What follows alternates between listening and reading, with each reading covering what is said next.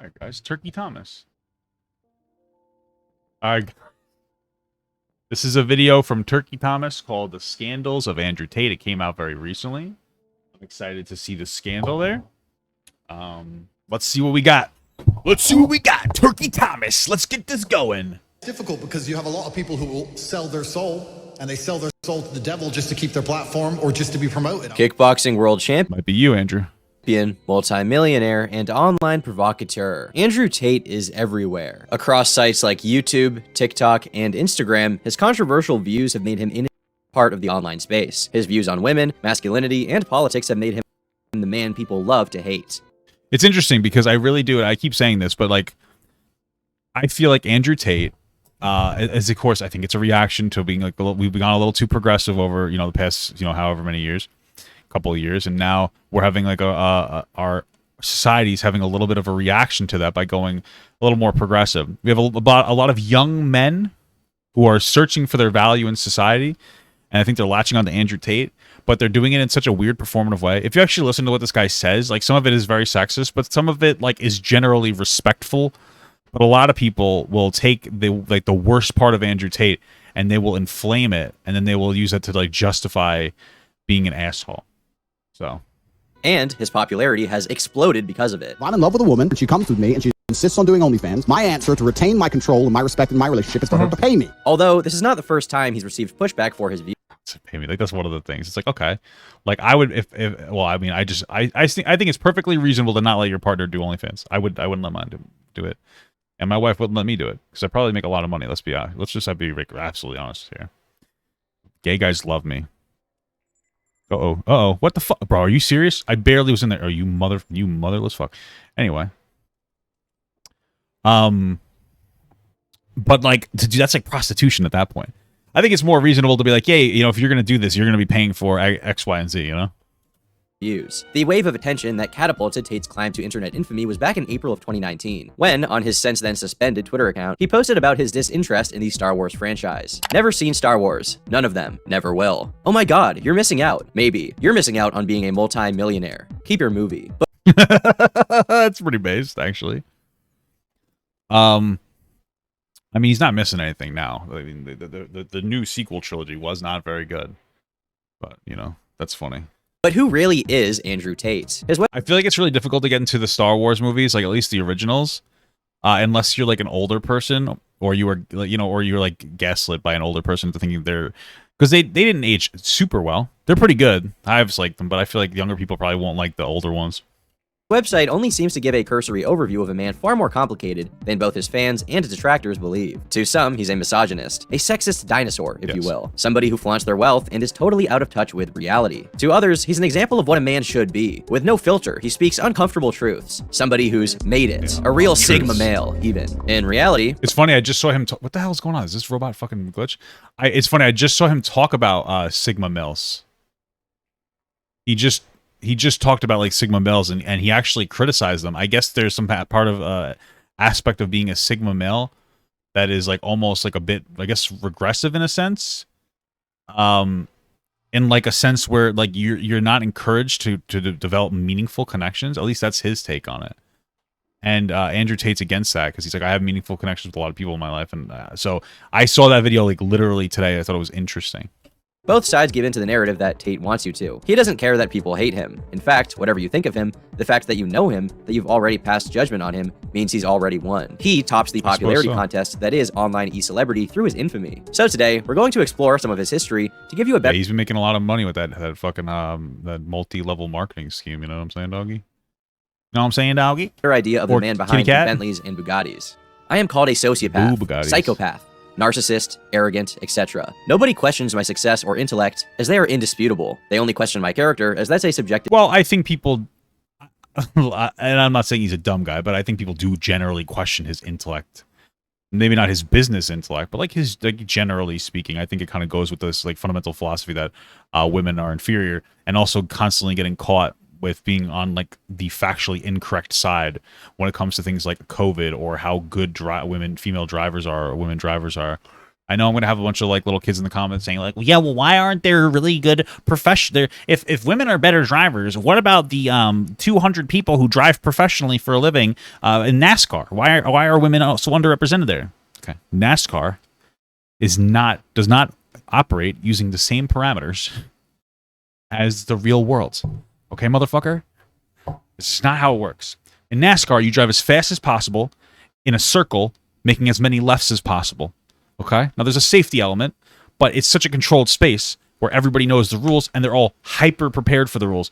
Like, you have to go through... it's actually very difficult to train for these things, okay? Like, you have to go through simulations. It's weird. It's a big deal. Versus everybody else on the road, where the goal is to get to point A to point B as efficiently as possible, which is a mixture between speed, which is we are capped at roughly 60 miles an hour, depends on your country and whatnot, and getting there safely. Women get there safely more often. Insurance costs for women are lower in like every age bracket. Now, that tends to normalize out a bit as you get older. It becomes somewhat equal, but that suggests to me that, I mean, if I was an insurance company, I would be looking to maximize my profits. And I would probably charge men more. You know, it makes sense for them to charge men more since they are getting in more accidents more. That makes total perfect sense. Now, there's other factors as well, right? Like men tend to drive longer, right? For longer distances, of course. So you could be like, well, maybe that's why. Yeah. Or you could also acknowledge that men tend to drive much less safely by speeding and drinking while driving. So there's a lot of factors here, but generally speaking, the statistics don't back it up.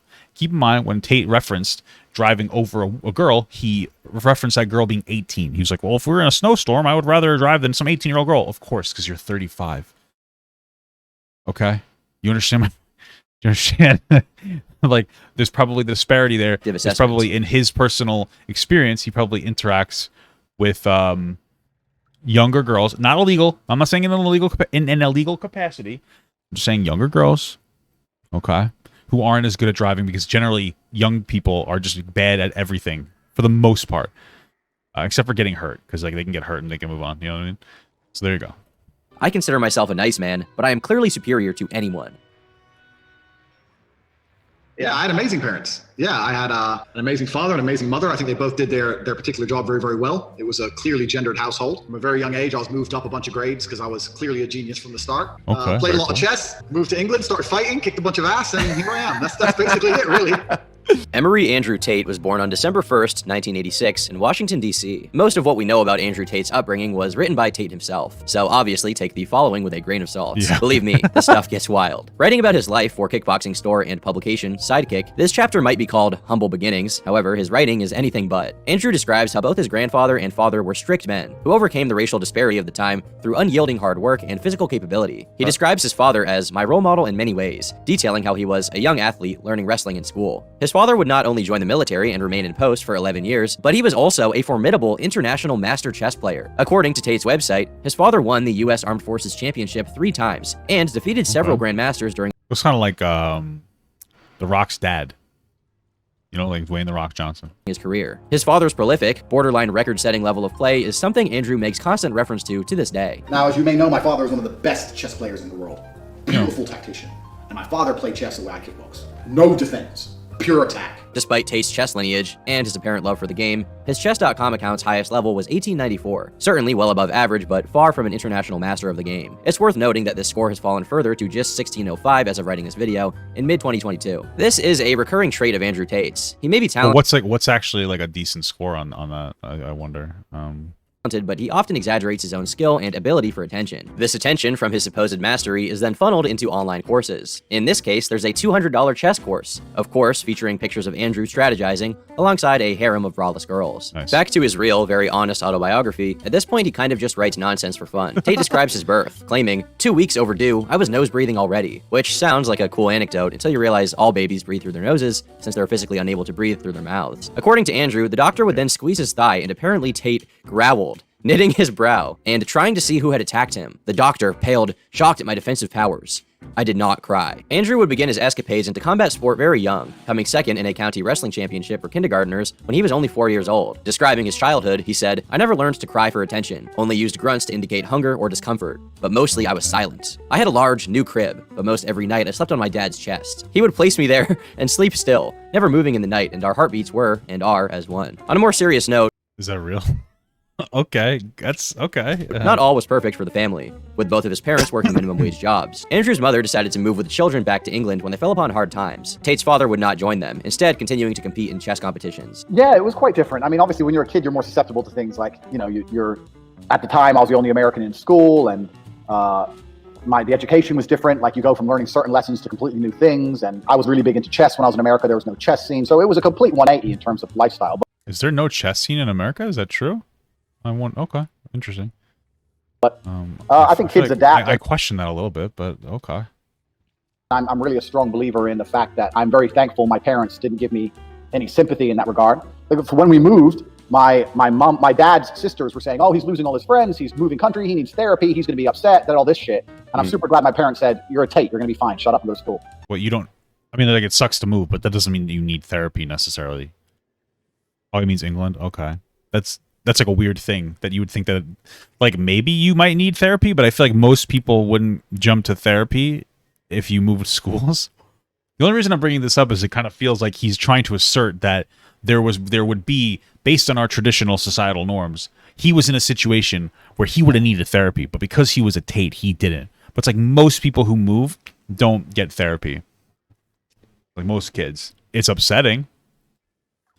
But I feel like it's just like fluff language. And you just get on with it, don't you? 1 week in, you now live in England, and I believe children can be that way if they're trained to be that way. So for a while it was kind of weird, but then after a while you got to go to school and you got to do your things and you just carry on with life. So yeah, I mean, they say it takes about like 3 weeks to develop a pattern. So, you know, probably felt better after about that time. Sure. How it was. As the eldest sibling, Andrew would have to become the man of the house. He began taking up work transporting frozen fish for the market at 5 a.m. before going to school. On the weekends, Andrew would perfect his knife skills, flawlessly filleting fish at blinding speeds. Following teasing from his peers due to his American accent, and his younger brother, Tristan Tate, beating up the school bully, Andrew's mother would enroll the two into self-defense courses. During this time, Andrew would begin creating his own form of martial arts, known as Tate Shinkai. Andrew then retreated to a magical land of Wudang Mountain in China, where he lived for centuries of human time, learning forbidden arts. But before I go any further, a message from today's sponsor. Is that fucking real? Did he, like, it's not obviously not real, but he'd actually write that in his book?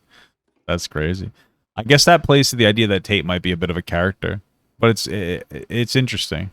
Galaxy Lamps. Listen, I know you absolute degenerates in my audience are sitting in your pitch black rooms right now with the floor covered in empty energy drink cans and Cheeto dust. True. Well, the Galaxy Projector will light up any room with countless rotating stars and colorful nebulae. It's basically this little device that you can put anywhere in your home. Use it for the entire room, just the ceiling, one wall. It's super easy to set up with its own built-in stand. Its integration with the Smart Galaxy Lamps app lets you fully customize the colors, adjust rotation speed and brightness, set automatic on-off timers, and control it with Amazon Alexa or Google Assistant. And because of the app, you don't even have to leave your couch, chair, or bed to change all of this. With code TurkeyTom, you'll have 15% off your order. So click the link in the description below and get your own Galaxy Projector now.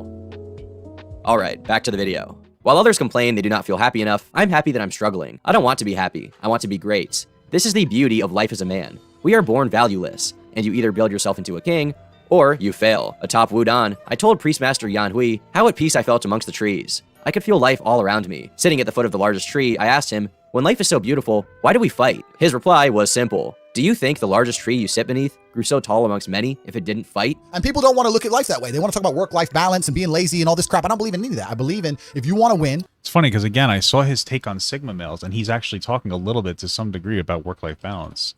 So he's not even being really necessarily honest. Did we see that today's stream? I don't know. But I was in... Maybe I don't know. I'll have to look back at that. You have to outcompete the man who's prepared to do nothing but work. It's player versus player. Very deep shit. It was so real, he even made a fully illustrated online ebook about his time there. And while you can have, like, you know, like home life management and whatnot while also working a lot, you know, like you can do your best to manage it. But yeah, men tend to do that. The most successful men tend to like work beyond what they actually need to work in, you know. It may seem comical, these writings are a good precedent for the rest of his career. Some truth, some valuable information and insight mixed in with fantasy for his own amusement. But as we'll see, that fantasy becomes less and less obvious with time. Even at a very young age, Tate was actually expressing interest in stardom. When he was 21 years old, he managed to land a spot on British reality TV, traveling with teenagers across Asia. But I am playing the game. I'm not interested in the money at the end. I'm not interested in the 50% extra budget. I'm interested in winning. And the only reason I'm interested in winning is because I don't think I'll be able to. I have to manipulate a lot of people to win.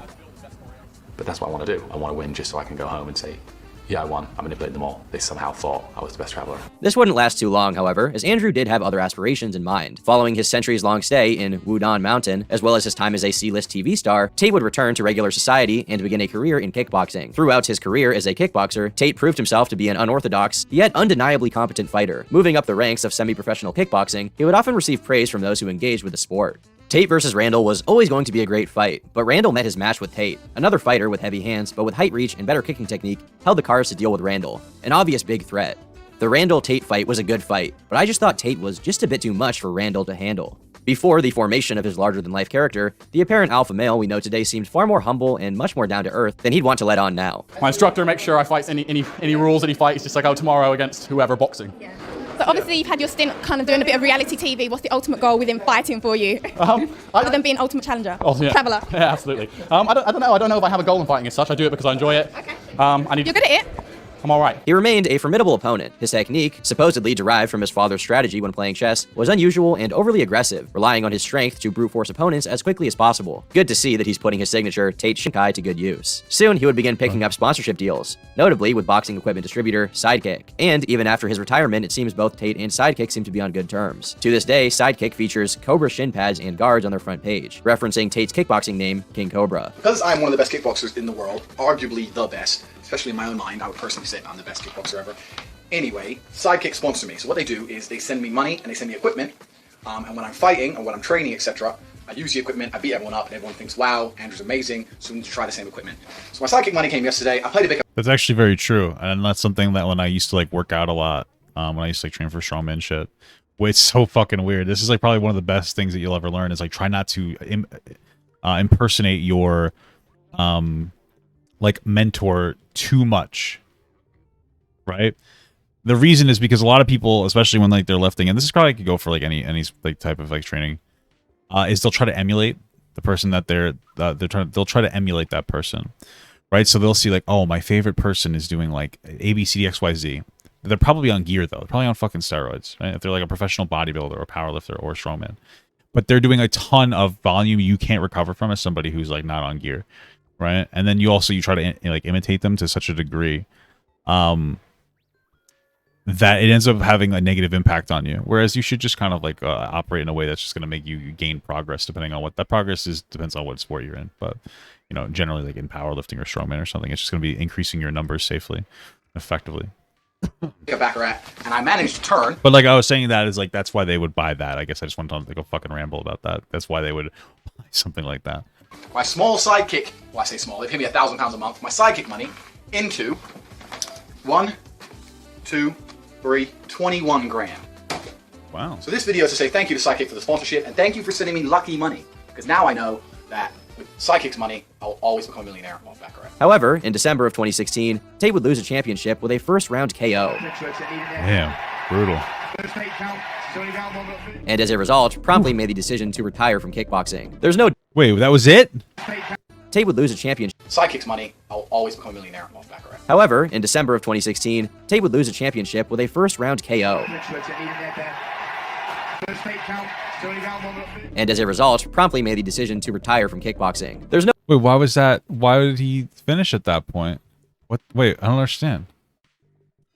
That seems... okay, interesting. No doubt in my mind that Tate is a proficient fighter. Some will question the validity of the claim that he's 4-time kickboxing world champion, but as you can imagine, that's not quite my expertise. I'll leave that to any kickboxing aficionado out there to decide. Besides, as you'll see, there's far more nefarious shenanigans that Andrew got up to beyond his questionable kickboxing record. One thing worth noting is that even at this stage in his life, Andrew had a knack for showmanship. In videos...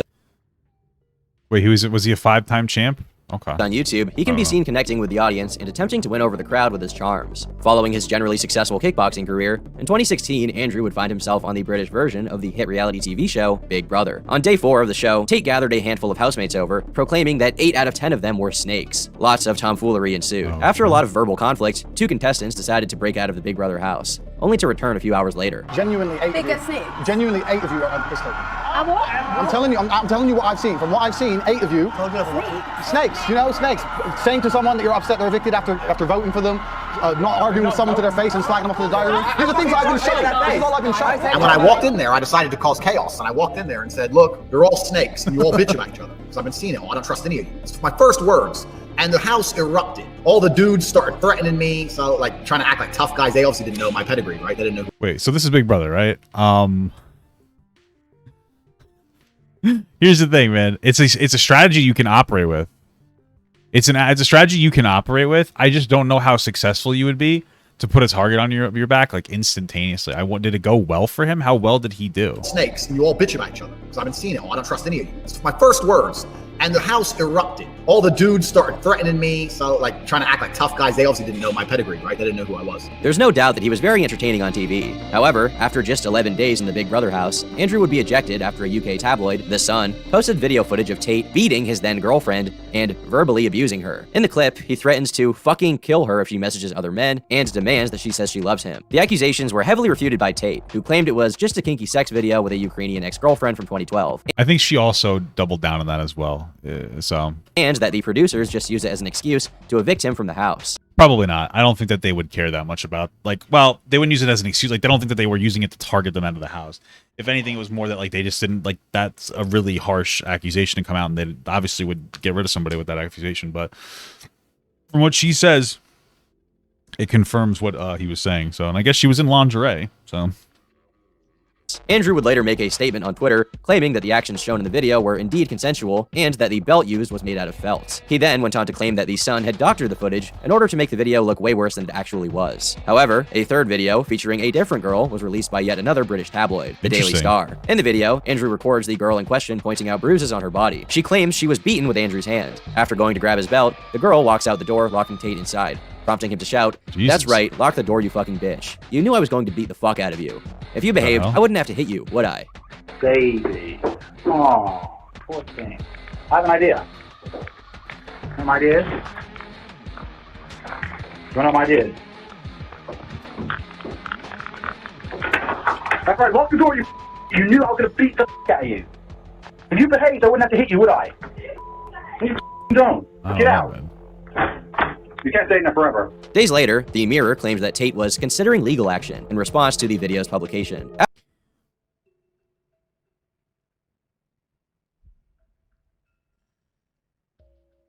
Wait, so somebody leaked it? I struggled to find the context here. I was that also fake? Because what it sounds like to me, and I might be making assumptions. What it sounds like to me is that Tate likes to engage in like very aggressive like sexual encounters. And that gets into like a really weird spot for some people, especially when they're engaging in like more casual sexual engagements, because it can be hard to like hard assert boundaries. And so maybe to him, he thought that this was just like sex play, but maybe to her, like she found this to be super aggressive and she might have actually gotten afraid and he wouldn't stop. Like, I don't really know. But yeah, this one seems a lot worse. This one seems like really fucked up. After all, it was a private video that had been allegedly sold without the permission of the reality star or his partner. He compared the leak of the video. How did they get the video then? How did they get the video if it wasn't How did they get the video then if it wasn't from her? To revenge porn in a tweet asking followers, should me and the girl in the vid press charges against Redacted, who distributed the vid? Hashtag Big Brother UK, hashtag revenge porn. Despite his apparent eagerness to prosecute, the case would seemingly go nowhere, and his efforts at damage control would be in vain. It was inevitably not enough to prevent the tidal wave of criticism coming his way. Following the accusation, studio heads released a statement. Channel 5 and the producers reached the view that Andrew's position as a housemate had become untenable after a video was brought to our attention by The Sun. In the years following his premature exit, Andrew would claim that his forceful ejection from the show came because producers were afraid of a fight taking place after Andrew was supposedly threatened by a number of the housemates. So anyway, we got into a disagreement with the producer, and then eventually they just booted me out for some unknown reason. And the truth was, they realized across months, sooner or later, one of these guys is going to swing and get hurt. And they just thought, look, we have to kick someone out. Better to kick one guy out than all 5 of the other dudes. So why? Wait. So is he saying that like 5 of them wanted to fight him that badly?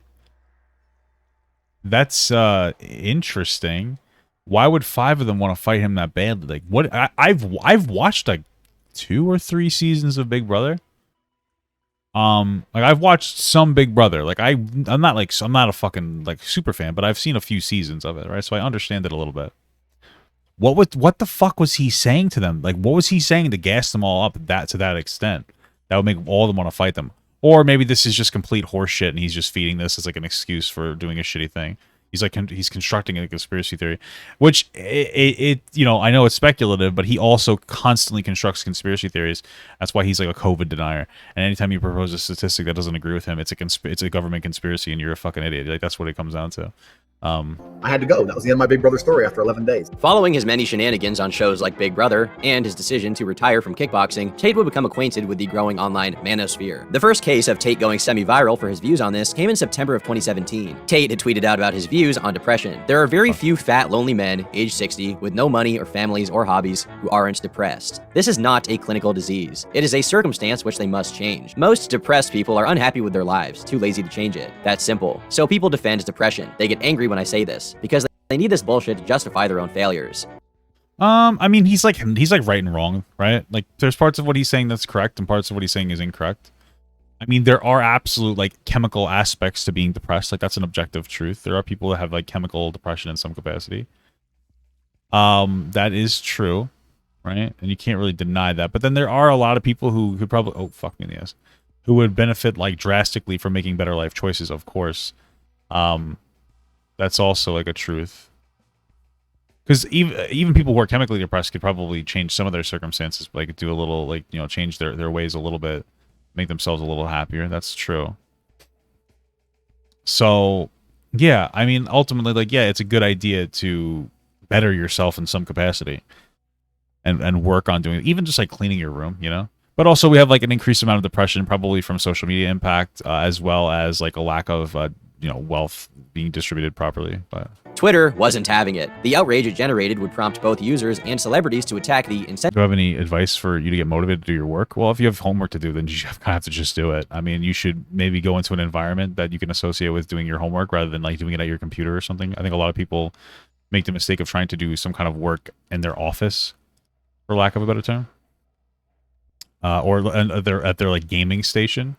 And it makes it difficult for them to focus on what needs to get done, so you could try that. Sensitiveness of Andrew's comments. I've never heard of Andrew Tate, but this is proof that it only takes one tweet to realize what a complete, ignorant knob someone is. Other things we can assume Andrew Tate doesn't believe in: reasoned arguments, science, evidence, medical research, doctors, pharmacology. This is possibly the worst, most ill-advised, poorly educated, and ignorant thread I have ever seen. This reaction would only embolden Tate to... Subscribed for 7 Hey, thanks for the sub, brother. I gotta hey, pause Papa, that, sorry. Just wanted to say one of my favorite content creators, happy 7 months. Hey, thanks, brother. I appreciate that. Thank you so much. For the pod, you're one of my favorites, too. Thank you so much, man. Even further. Everyone's depressed nowadays, tweeting me, I'm depressed, and I think, wow, it must suck to lose at life that hard. Boo-hoo. Since my post, I've had tons of previously and currently depressed people telling me I'm 100% correct. The way depression is so violently defended is strange. So desperate to be unhappy and have an excuse to not change it. Very odd. Depression is overprescribed by 10,000%. Weakness... It might be. I don't know if, I mean, there's probably no statistic for that, right? But he's probably right that it's overprescribed.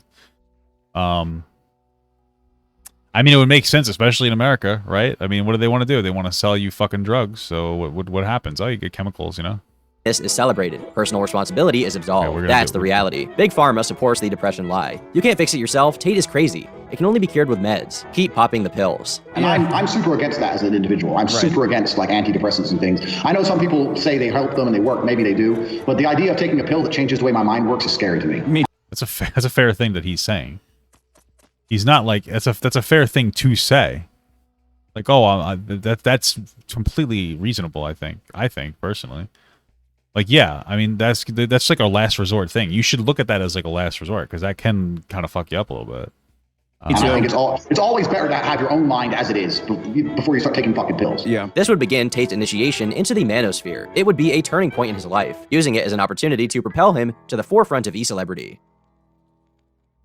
The manosphere refers to an idea that was cultivated over many years in reaction to movements such as third-wave feminism, that idea being the return of traditional masculinity. It seeks to dismantle modern ideas like toxic masculinity and fight against the feminization of society, embracing a more traditional concept of gender roles and so on. Tate put the basic perspective of his view of the manosphere best on his website. Society is influencing you for society's well-being. They don't want you to be free. They want slaves who work, consume, and die. I mean, probably, but that has less to do with like choosing your gender. I mean, you could argue that if anything, that's countering traditional, I don't know, whatever. More to do with the way that we teach people in school, probably, right? Because when we teach people, I don't know if people know this, but like schools that have more money teach people, like kids, they teach their kids differently, like very differently. Like in, your average school, they're teaching you how to like work and be obedient more than anything else. The way that they teach you math, for instance, have you ever gone to like a class and there's like multiple different ways to get the same answer in math, but they tell you have to do their one way of doing it, and it's partly to kind of like program you to not really think in a more critical way and kind of just like exist in a way where you're listening to what somebody's telling you, right? Whereas there's something it's a little bit more explorative, I guess you'd say, in other schools. So, yeah. Teach you the truth about life. Whatever your personal thoughts on the idea of the manosphere are, it seems very obvious that since it hit the mainstream consensus, it's been filled with scam artists, sociopaths, and grifters who are making huge sums of money off of other men. These people are simply using the growing momentum of the idea to fill their own pockets. What could be more Sigma than that? As for whether Andrew is a genuine believer of the ideas of the manosphere, or is simply looking to profit from directionless young men searching for some sense of Probably a little bit of both. He probably is like a more traditionally like minded individual that sees like a bit of a scheme he can push and make some money off of. And then so he just kind of embellishes himself. I mean, that's what it seems like to me. Could be wrong, of course, but... of belonging is something I'll let you decide over the next few minutes. Tate would use this growing movement to appeal to a vast array of discontent men, willing to put money down to learn from the best. This would culminate in Tate's most recent and most viral business venture, Hustlers University. According to Tate's website, very few people have the dedication and work ethic to operate in the top 1% of men. Those that do often don't know how to get there. Understand, if you're dedicated and ready to work hard, it's not enough. You need to know what to work on, what to dedicate yourself to. I broke the matrix, and I will teach you how. When rich people say how to get rich, 99% don't listen. That's why the 1% are the 1%. That's fucking crazy. Dude, that sounds like every get-rich-quick scheme ever. And, like, biggest part of that is when people, like, this is the biggest part of these types of programs and schemes. It's like, if it didn't work for you, it's your fault. Keep paying me. But the only way that this becomes and maintains its profitability is if you fail. Think about this. Why would you pay, let's say it's $50 a month. Why would you pay $50 a month for something if it worked? Oh, I made $1 million. I don't need to pay Tate anymore. Oh, well, why? Well, because he needs you. He needs you to stay poor. You need to stay poor. That's the whole fucking thing, right? So it's part of the logic here. I'm just saying. When I talk about the Matrix, I'm talking about the systems which have been created by society, which are deliberately designed to enslave. In the movie, the Matrix were used for our body heat, but here in this Matrix, we're used for our efforts and our energies. You know what's interesting too? This is something I just want to bring up, and I remember watching his conversation with that girl Cheyenne, and he makes this point. She's like, "Oh, can I escape the Matrix as well?" And he's like, "No, only men can do it." And she's like, "Why?" It's like, "Well, not because you're a woman per se, but it's because men, if you tried to escape the Matrix with us in some capacity, the other men would be putting on a performance, and it would distract them from properly escaping the Matrix." And because men tend to act weird around a woman to flaunt and show off and etc. And I'm sitting here and I'm like, how the fuck is part of your philosophy the justification of men not being able to control themselves? Like, that doesn't make any sense. It's so fucking bizarre. It's just so weird.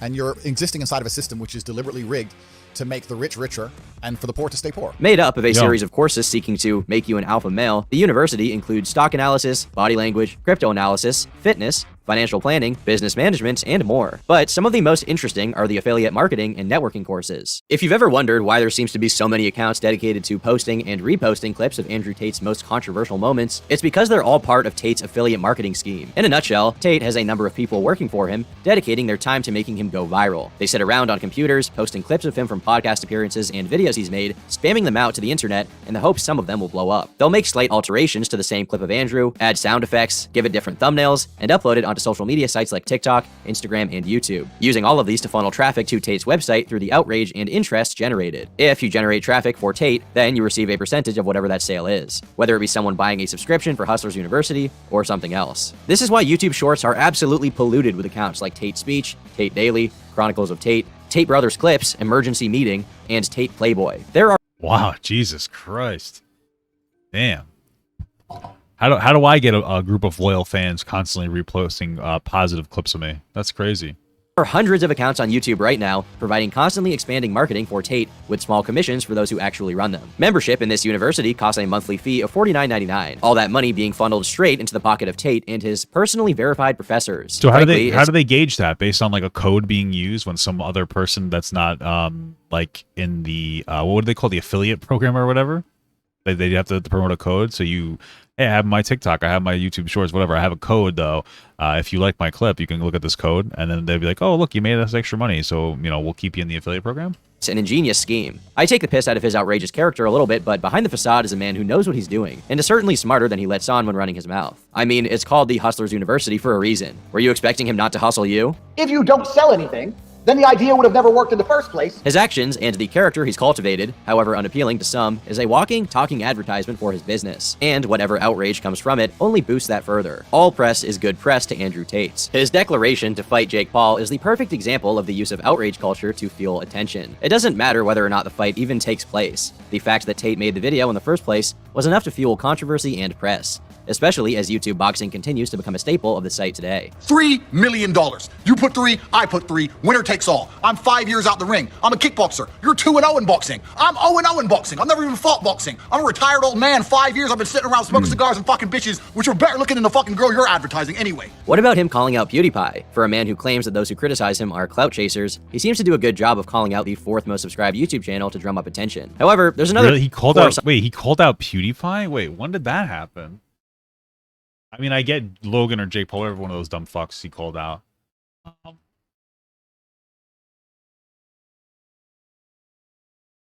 Did he really call out PewDiePie? Andrew Tate on PewDiePie? Because why wouldn't you be? Who else are you going to subscribe to? Fucking PewDiePie. How are you going to be PewDiePie? You hear about this dork. The biggest YouTuber in the world. He's like a gamer and he's a multi-millionaire. And someone broke into his house and robbed him. And he's a pussy. Come rob me.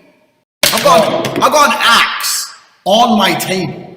At all times. A throwing axe. So if someone comes in my room, at my door, and I'm like, what are you doing here? Like, I'm here to rob you. I'm like, all right, cool, fine. I just throwing axe then. Boom! I fixed the problem instantly. Okay. Weird video. I guess making fun of him for having his house broken into. Pretty pro play, if you ask me. On Tate's Hustlers University, one that has since had its description on the sales page removed. The course, titled Change Your Relationship with Women, at one point had a series of risque statements regarding Tate's other business ventures. You'd think that Tate had made most of his riches through his kickboxing career, but according to Tate himself, he only ever made a maximum of $100,000 for a match. While that's nothing to scoff at if you have 1 or 2 fights a year, it's a drop in the ocean compared to his current net worth, widely reported at around $30 million. So the question turns to how Tate made the rest of his riches. If not through kickboxing, then what else could it be? We're going to start a webcam business. You're going to stay. You're going to live in London. I'm going to look after you, and we're going to get rich. We're going to be a team. And they're all like, well, who's this bitch? I'm like, she's my girlfriend. She's my girlfriend. She's my girl. You're all my chicks. And you're going to stay here, and we're going to make some money. Big fight kicks off, blah, blah, blah, blah, blah. In the end, long story short, 3 left, 2 stayed. Those are my first 2 girls. And we started this little webcam business from my apartment. And it just grew and grew and grew. And it got to the point where at one point I had 75 women working for me in 4 locations. And I was doing... I'll say one thing, because a lot of people say that like he engaged in like some kind of predatory aspect there. It's so weird because like right there, it's if he's telling the truth, and I guess it's hard to know that. But he kind of he tells us that there's like a level of consent when it comes to joining this business. If 3 of his girlfriends were able to leave, that means that like they were able to consent and leave that place. On the same token, he then had some like really weird fucking message up. Oh fuck, I'm dead. Really weird message up on his page before. It said something along the lines of like he could teach you, or historically he like what he would do to get these women is he'd go out and he'd make them fall in love with him and then make him money, which sounds like really gross and predatory. So this, and then it's totally possible he was just being exaggeratory. But it's who the fuck knows, I guess, where it starts and ends. But he also, moved to Romania. He said to avoid the Me Too movement. He didn't say to necessarily avoid, he didn't say to because there's more lax laws on sexual assault. He said because he's tired of the Me Too movement. Though, I mean, it kind of comes with the territory, and looking for a more lax view on sexual assault. So. There's enough red flags for you to go, maybe not, You just go like, maybe I don't want to engage with this person, right? I think that's reasonable. $600,000 a month. Tate ran a webcam studio for years. According to Tate himself, over 50% of the employees were actually my girlfriend at one time. None were in the adult entertainment industry before they met me. He continues, divulging how his job was to get women to fall in love with me, to where she'd do anything that I'd say, and then get her on webcam. Tate even created his own course independent of the Hustlers University, called Make Millions with Internet Pimping. Having lots of gorgeous women around you is great, but getting paid to do so is better. While other men spend their hard-earned cash on retaining women, you will be having the women working for you and putting hard, cold cash in your pocket. You will learn how to convince girls to work for you, how to start a webcam company from home with zero investments, how to do banking and handle taxes so that you can get paid day one. The best way to motivate women. And handle taxes, he mentioned like offhand something along the lines of him getting kind of like, hit by the IRS a bit. So I don't know if he's the best person to talk to about paying your taxes. Maybe just go to a tax professional. Okay. To make you rich. Tips and tricks from over 7 years in the game, a full breakdown of how to earn $30K per month profit from only 3 girls. It is worth noting, of course, that you have to dish out around $2,000 for this course. Obviously, with quotes like that, the nature of the business was somewhat questionable, and it led to accusations of exploitation and even human trafficking from his critics. Another British newspaper, The Mirror, published a scathing article which described the Tate brothers as callous for facilitating men donating a fortune after falling for the fabricated sob stories of some 75 lingerie-clad models. The more money they donate. I forgot about that part too. It wasn't just that he was having them do that, but he was getting them to like, I wonder how the webcam studio worked. Do you think that all the guys knew that the girls were webcam people, or do you think that it turned more into like a, I want to fall in love with you type of a thing? Like, I'll be your, whatever. I wonder. Donated the more models. Consequently, like if they thought those were real women online that were actually interested in them. I wonder. Promoting a culture of guilt-tripping simps in order for fatter checks. I want to tell you that I like you very much. I consider you to be my soulmate. Wow. Oh, how nice that is. But remember, soulmates can get together. If you pay extra, of course. Some women will claim to have crippling university debt, a sick pet, a family member in need of private healthcare, or a dream of moving to the UK. Sometimes even telling men they want to meet them. However, the Tates seemed very confident that 2 specific lines in their terms and conditions could legally facilitate the blatant lies being perpetuated to users. The idea that the shows are for entertainment purposes only allows for the truth to be stretched for sympathy. The next is that all cash given to models is a voluntary sign of gratitude for their time broadcasting, rather than the actual reason, which the Mirror described as sob stories. Tristan Tate fired back, claiming that he runs a legitimate business, and if they abuse it, that it's their problem. The addiction, in terms of a beautiful woman you think might be in love with you, the addiction is very real. I've seen it crush them. They've turned violent and angry when they run out of money, and realize models aren't going to move to Utah to be with them in their trailer. The web shows cost around $4 per minute, with both Andrew and Tristan supposedly calling the business a big scam. Tristan bragged that one man had donated his £20,000 inheritance to one cam girl, with countless others going into debt. I mean, fuck, why are these guys doing this? Is this how fucking lonely and pathetic these guys are? Why would the fuck would you do that? Holy shit. $20,000? Holy fuck. Jesus Christ. To facilitate their parasocial relationships with these cam girls. Tristan went on to say that he doesn't feel any guilt because no one cares, and it's their problem, not mine. The 2 brothers would eventually move permanently to Romania, with one girl who moved with the brothers to Bucharest under the pseudonym Chloe, lying to men by telling them that she was actually in London. Andrew would tell the newspaper $4 a minute to keep her company was a good deal. However, she made her real money because men fell in love with her and believed her fake story, and tipped thousands to keep her attention and stop other men from seeing her. He, much like his brother, also called the business a total scam. Even when the face of the personality was sleeping, our girls behind the scenes would use Chloe's phone and constantly work on the relationships with her boyfriends. The model just has their hands on a keyboard that isn't even plugged in. I have real professionals who are fluent in English behind the scenes getting men hooked, finding out their interests, and the name of their dog. A guy will come online and they'll say, "How Sparky." It's an operation of professionals who lure these men in. So at the peak of my webcam business, I got to the point where I would only be having sex to reward the girls who made me most money. because what happened was the girls are working not for money, they're working to please me, because they love me, so they're working for attention. But I have too many girls. So if you only have half an hour per day per girl to spend time with the girl, it's like a word problem. Was this on the SATs for scumbags? Andrew runs trains on 300. Andrew and his brother made millions off of. Yeah, sounds kind of weird. That's just a weird like comment. Like why? I mean, I guess they're adults with like autonomy. Why? That just seems so fucking weird.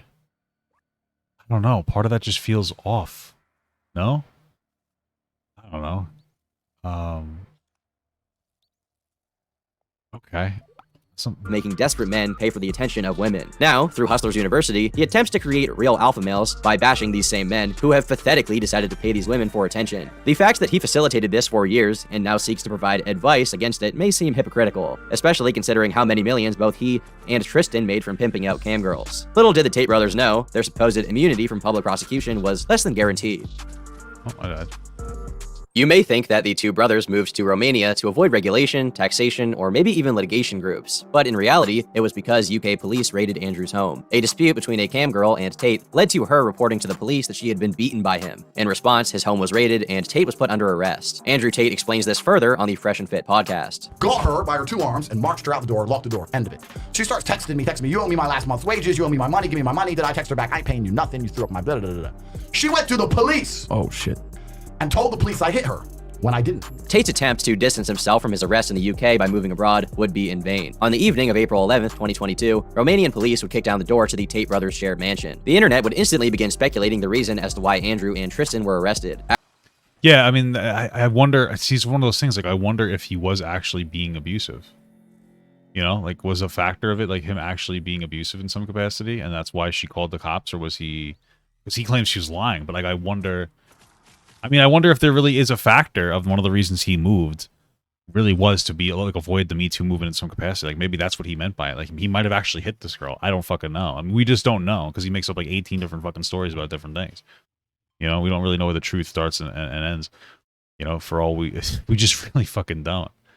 It's really fucked up. After news broke via news articles by American newspaper The Daily Beast, it was confirmed that they were arrested under suspicion of human trafficking. The hit piece, King of Toxic Masculinity in Human Trafficking Investigation, would gather much notoriety online. YouTubers would upload critiques of Tate following his arrest in Romania, where further details of his earlier escapades, such as the prior videos of him beating women, were unearthed. All of this contributed to the idea that the Tate brothers were guilty of the charges, and maybe even on the run from authorities for their crimes. Of course, Twitter also got involved following— Well, that sounds like maybe, you know? It sounds like there might be some credibility there.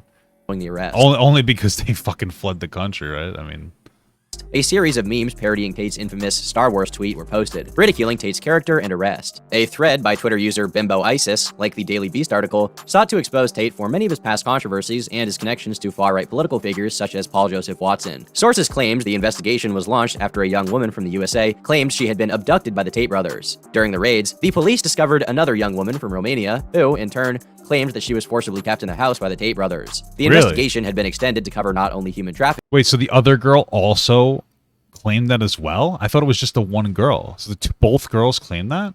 But also crimes such as rape. The mother of the young Romanian woman found by the police claimed her daughter's naivete had been exploited. It was the boyfriend of the young American who managed to alert authorities to the supposed captivity of his girlfriend. In a statement on the raid to the Daily Beast, a U.S. State Department— Wait, wait. Woman found by the police claimed her for not only human trafficking, but also crimes such as rape. The mother of the young Romanian woman found by the police claimed her daughter's naivete had been exploited. It was the boyfriend of the young American who managed to alert authorities to the supposed captivity of his girlfriend. In a statement— Okay, interesting, because I had heard both stories and I figured they were both about one person. So the Romanian girl, it was about her mother was one who weighed in. The American girl, it was the boyfriend. Okay. Statement on the raid to the Daily Beast, a U.S. State Department spokesperson alluded to a reported abduction of an American citizen, but declines to comment further. We are aware of the reports of a U.S. citizen held against their will in Romania, the spokesperson said. Due to privacy considerations, we have no further comment. Tate's response to the outcry was to characteristically post an image of him smoking a cigar in a faux interrogation photo shoot on his Instagram. The caption stating, "Officer, I think we can all agree that bitches love to lie." Later that same day, April 14th, Andrew would post his own perspective on the arrest and why it took place. And after they slept together, he ignored her one day. Hey, let's go out for dinner. Ignored her, kept ignoring her. Then turns out she has a boyfriend. So the boyfriend found out she was with Tristan.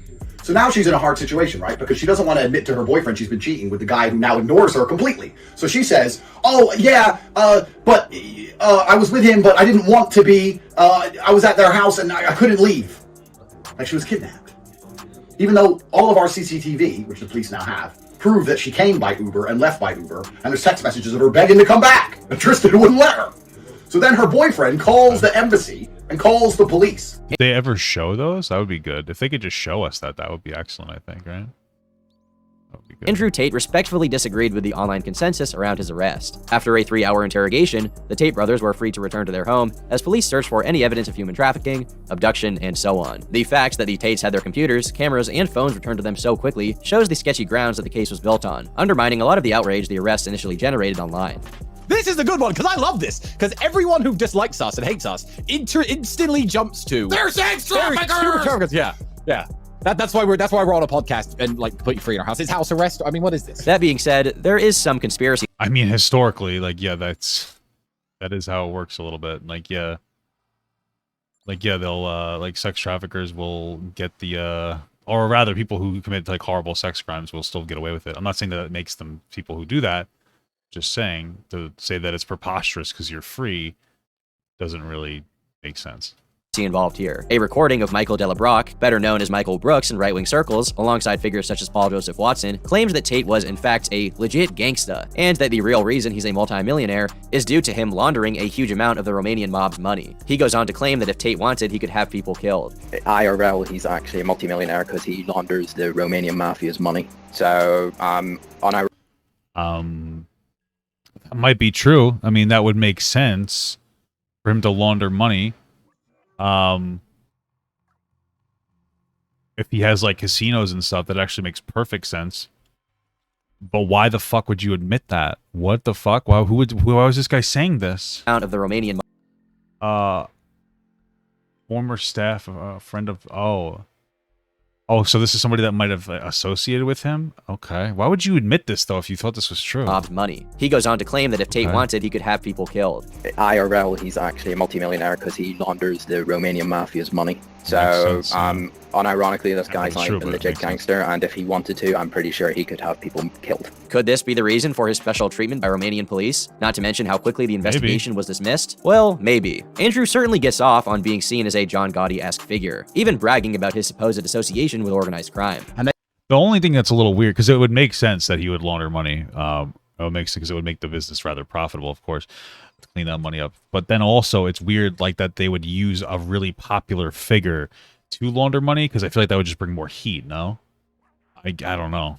They kind of looked at me, typical Eastern European mafia. Imagine, fat, bald, cigar, exactly like you'd imagine them to be. And they're like, why do we need you? Michael Brooks' association with friends of Tate, like Paul Joseph Watson. Why would he say these things? Like, bro, like, why would you say these things if it was true? If you actually, like that, it's weird. It's a little, like, if he actually was laundering money, why the fuck would you admit it? Like, for a fucking mafia, like, that seems like the dumbest thing you would ever do. So it has to be fake. He has to be fucking off his shit, because that would be the dumbest thing you could ever do in your entire life. Oh yeah, I launder money. What the fuck? May bring validation to what otherwise would be an outlandish claim. And after everything we've covered, would you really be surprised if this was the next twist in Andrew's antics? And speaking of other business ventures, even prior to his arrest, YouTubers would begin piling on exposés on the controversial Andrew Tate and the shady practices he orchestrates. The most prominent was a video by Danny Gonzalez called Terrifying Alpha Male Club, and as of writing this video, it has surpassed 4 million views. The video looks at an alternative course created by Andrew Tate for those who want even more out of their Hustlers University experience, often taking time to satirize both Andrew's character and his business venture. Andrew himself describes the War Room as the greatest global network which exists on planet Earth. The War Room is for men who understand something is missing. Men who see that not many are taking life seriously, and the few that are have been easily exploiting the unaware. You know what's interesting though? This is something I will say, and this is something I think is like kind of necessary to talk about. It's like I don't know, a lot. It's so, because I know that Andrew Tate's response to something like this, to like, I guess Danny Gonzalez often criticizing him, and this is his general response, is like, oh, look at this guy, he's not like a real man, right? And this seems to be like the common tactic of what you consider like the high value male. It's like, okay, if you don't even look like a real man, we're not even going to listen to you, which is unfortunate. And so like, it's actually, at the end of the day, whether people want to admit it or not, like people like this, I'm not saying that they shouldn't make videos to do your thing, but they're not actually going to like have any chance on like de-radicalizing these, like some of these fucking young people that got like locked to the high value male sphere, because they're not figures that these young men would look up to. Right? These young men wouldn't look up to these. And so like, you have to have somebody who's more of like a more traditional looking, more masculine man, be like, yeah, no, this is obviously dog shit. And taking time to satirize both Andrew's character and his business venture.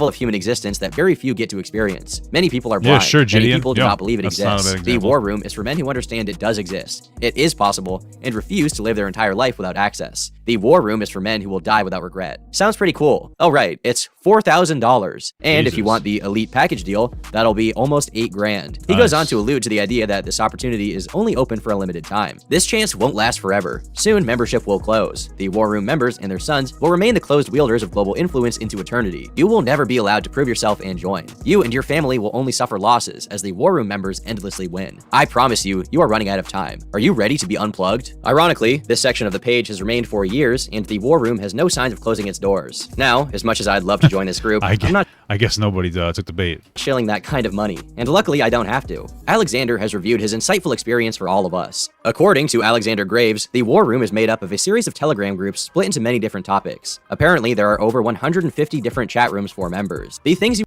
will see in the Why would you need that many chat rooms though? Oh fuck. Why would you need that many chat rooms though for your members? That just seems kind of fucking weird, doesn't it? The War Room are not for the public eye, not because it is some fraud or even mafia type of group, because feminists, leftists, and the corporate world want you to keep being a cog in the system. Tate achieved pure freedom with what he does, and because he speaks the truth. That's why he gets banned all the time. He goes on to write, "Isn't Tate just a big misogynistic ass? When I first read some things from him online, I thought the same. Luckily, I am not quick to decide on what I think of people, and I dug deeper. This guy tried to leave me, bro. If you watch a bunch of clips on YouTube and see how they really are and what they say, you will quickly realize that they are the good guys, who don't just bow down to societal bullshit." Alexander divulges how the advertised War Room live events had costs reaching up to $5,000 alone per event, not including travel expenses. Now, this review is clearly somewhat biased. In fact, the original version seemed to admit any negative criticism of Andrew and had nothing but praise. Even if he did have a positive impression of the War Room, surely there would be something negative he had to say. Well, Alexander eventually updated it a few months later after its original publication. This is notable because he provides a far more critical view of his experience in the group. He even goes as far as to admit that the War Room is supposedly akin to a cult. Yes, it sort of became that sadly. You can't really question what they're doing or you'll just be talked to shit. I wonder if I will be contacted for this update of my review. Back then, they actually reached out to help me change the copy of my review a bit so it sells better. Sounds nice, but to me the intent seemed to be more along the lines of, make sure there is no bad talk about it. It certainly explains the original review's biased tone towards figures like the Tates and their inner circle. Speaking of Tate's inner circle, the guys in the mess hall and the initial groups really are almost zealots to the Tates. They suck up everything without questioning anything. Plus, Tate is not afraid to lie. He even prides himself in having tricked a lie detector. If you do a little research, you'll never find anything about him being a 4-time kickboxing world champion. He does know how to fight, and he certainly did do it professionally, but I couldn't Oh wait, that's so funny because before somebody was like, hey, he's a 4-time kickboxing champion, but I guess there's no actual evidence that says that? Is that what it is? Wait, is there nothing to suggest? Wait, is Andrew Tate not actually a fucking 4-time world champion kickboxer? Wait. Oh. You think he is?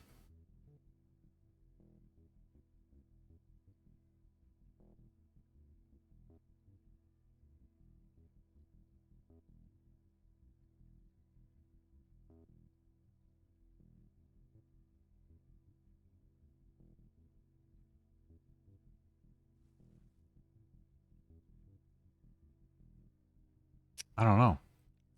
Looks like he says he's a 2-time. I don't know. find anything about There's his only one confirmed title? That's nuts. actual titles. His review critiques the current state of the War Room. He claims that as the organization continued and more people joined, asking the same questions, the War Room eventually became a funnel to sell Tate's other products and courses. Now, there are so many people in the War Room, they're just tired of answering the same questions over and over again. So if you pose a question, you just get redirected to a course that covers it. I get it, you know, but as a customer, it still looks salesy. Plus, there are many other creators in those rooms now that have their own courses they sell in the groups and rooms. So there's a lot of selling. But regardless of whatever negative impressions there may be of Hustlers University and of the War Room, one thing that is undeniable is their success. While we don't have exact figures, Andrew has claimed to be making more than $200,000 a month from Hustlers University alone. And it's clearly a business he intends on expanding. While his profile has been rising for years, 2022 marked an important turn in his story. He went from being known only within the manosphere to being in the cultural zeitgeist of the entire internet. Instead of just talking to Fresh and Fit, now he's been exposed to the audiences of some of the biggest internet personalities. Greek God X, Trainwrecks, XQC, Aiden Ross. You'd have to be a megalomaniac. Oh, he didn't even mention Hassan. What the fuck? Yeah, to not doubt yourself. If The you're an Hassan incompetent hatred. individual, right? If you're an idiot, or you're crap, or you're shit at things, of course you're going to doubt yourself, because you should. Because you fail all the time. The only way you're going to start to not doubt yourself is if you show some competence. If you grow into a competent individual and perpetually succeed, as I do. I don't doubt myself because I never fail. So why would I doubt myself when I've never failed? All of these people have talked to Tate. I mean, I feel like that can't be true. People fail. Did he get his ass kicked? Well, I mean, he's kicked my ass, of course, but okay, whatever.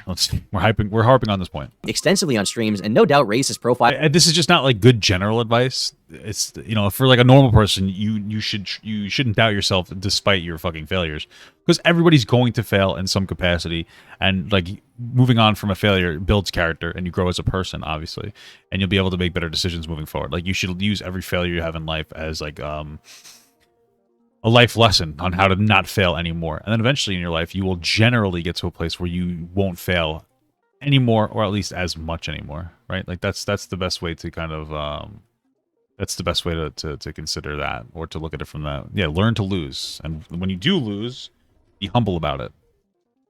Tenfold. And during every appearance, woven in between the bravado and platitudes about masculinity, Andrew makes sure to plug Hustlers University.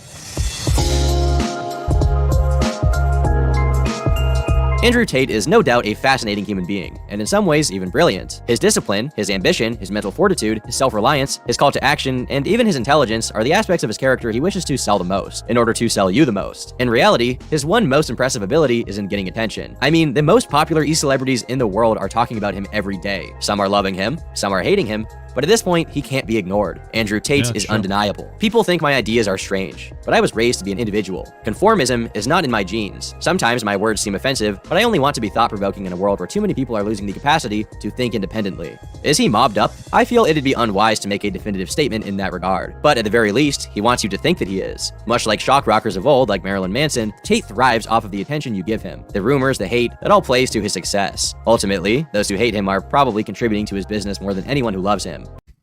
I like how he wouldn't say Hassan's name as one of like the big profile people, like Turkey Thomas, and then he shows Ethan as like almost blames him for Tate getting successful. But I guess there is an aspect of that. I mean, that's how these topics work. It's almost like I don't want to say a parasitic relationship, but it's like a mutually beneficial relationship, like symbiotic, I think we would say. Where it's like, oh, you get content to talk about that's interesting, and then he gets, you know, more notoriety and fame, and his likeness gets pushed to the algorithm, et cetera, et cetera, et cetera. So I guess it kind of is true, but whether or not there's any substance to Andrew Tate once you peel back the layers, or if he's merely a businessman doing what they do best, is something I'll leave up to you. I've been Turkey Tom. Thanks for watching, and until next time, leave me alone. Very good. All right, pretty cool video. Pretty solid stuff, obviously. Thank you so much for watching, guys, and another special shout out to all my Patreon and Twitch subs. If you'd like to support this channel further than you already have by just watching the video alone, go down to the links below where you can sub on my Patreon, which will allow you to get your name on this beautiful black wall. Or you can go to the Twitch page and you can actually use a free Amazon Prime sub, if you have Amazon Prime, to subscribe. Thank you very much, guys. Take care.